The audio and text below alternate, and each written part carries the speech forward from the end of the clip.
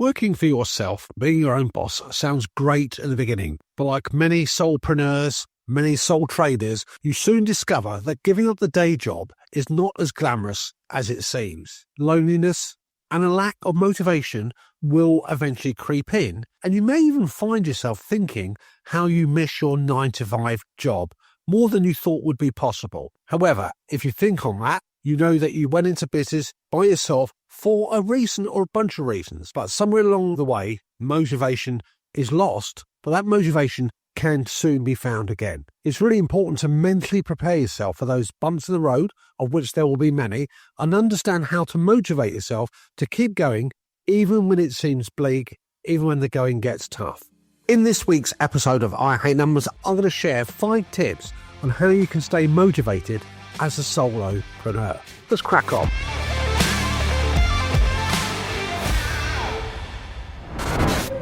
Number 1, make your business adapt and fit to your lifestyle. Now, freedom is often quoted as one of the top reasons solopreneurs leave the corporate world and go into the business by themselves. I remember that one of the primary reasons that I wanted to work for myself over 30 years ago was to be more in control, more in charge of my own destiny. Now, being in business by yourself, entrepreneurship, offers you that chance to fit work around your lifestyle, not the other way round. Therefore, the key to staying motivated is actually putting this into practice. What we think and how we behave are 2 separate things. Now, more particularly during the startup phase of your business, you may feel as though you need to dedicate every single waking hour to your budding enterprise, but is that really the reason that you started out on your own? Aligning your business with your lifestyle will boost your overall satisfaction and give you that motivation that you need to carry on and keep on working and make the schedule work for you. For example, if you like having those time spent with your friends, that happy hour, adjust your working schedule so your days start and finish early and there's going to be time left over for socialising afterwards. If you're a keen fitness fan, then take advantage of your flexible hours and go to the gym at a time that suits you, perhaps midday, early morning, late afternoon. Go when it's more likely to be quiet.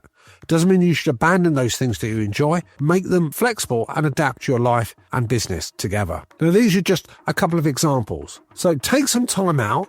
Think about the ways that you can balance your business to map and join up with your interests. Tip number 2, find a co-working space. Now, being able to work from your home, the comfort of your home, has its upsides and it sounds fantastic. But being on your own, not seeing anybody all day, perhaps daytime TV to keep you company, can be very lonely. I remember those days when I started my own business from my back bedroom.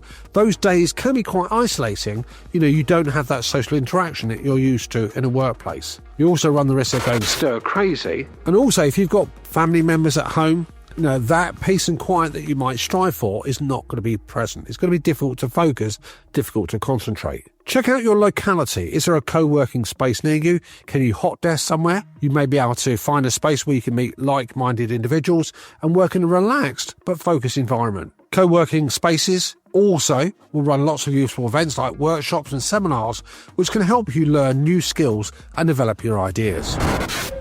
What's tip number 3? Well, tip number 3 is about finding a support network. One of the biggest advantages of co-working spaces is the opportunity and chance to meet and learn from your fellow business people. They can empathise with you, understand what you're going through, that most of your friends and family probably can't, but then also can give you that well-meaning boost when you need it. Plus, they'll be able to offer valuable insights and advice to help you through your problems. Now, obviously, co-working isn't the only way you're going to meet other entrepreneurs, other business people. There are mastermind groups. They're very popular. Please do exercise your due diligence before you embrace one. A mastermind, if it's well structured, is a peer-to-peer mentoring group where you can find inspiration, bounce those ideas around and enjoy the support and advice of fellow entrepreneurs. Now, participating in this type of group activity also helps keep you accountable, which is essential when that motivation dial is going into red.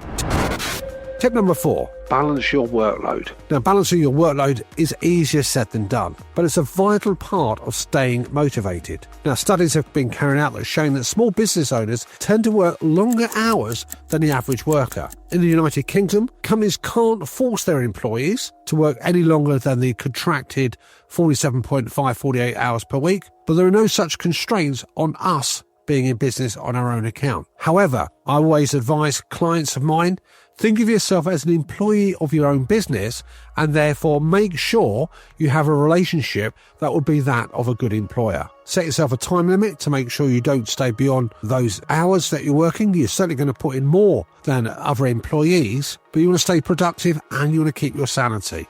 Now, it may take time to get it right at first, but make those small modifications, those adjustments, and find out what's going to work for you. If you put too many hours in, if you work too hard, you'll burn out, you'll lose that motivation, and you won't progress, and you'll probably end up getting bored and resentful of your business. Now, don't lose sight of those long-term goals you have set yourself, and remember your journey is a marathon, not a sprint. And what's the last tip I'm going to share with you?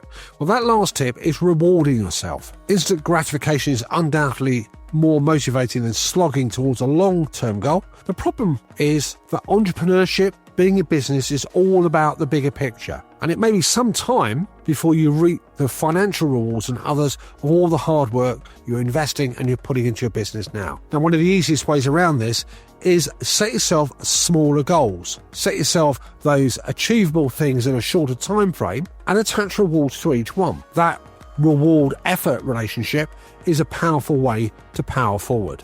For example, if you're finding it difficult to work that 8-hour day, motivate yourself, break it down into smaller steps. That if you accomplish certain things by a certain time, then you're going to reward yourself with a walk, a favourite snack, perhaps the gym is something that takes your fancy. Scrolling through videos, social media, looking at lots of lovely videos of cats might be the treat you give yourself for putting in the effort. Obviously, you can set yourself bigger bonuses, more extravagant things when you achieve larger milestones.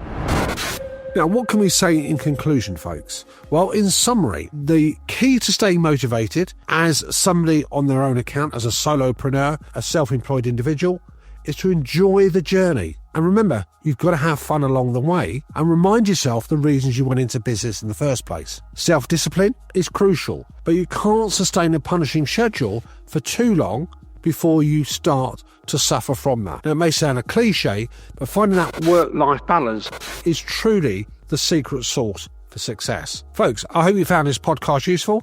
If you got some tips to share, I'd love to know what your tips are for staying motivated. Until next week, folks, keep that motivation going.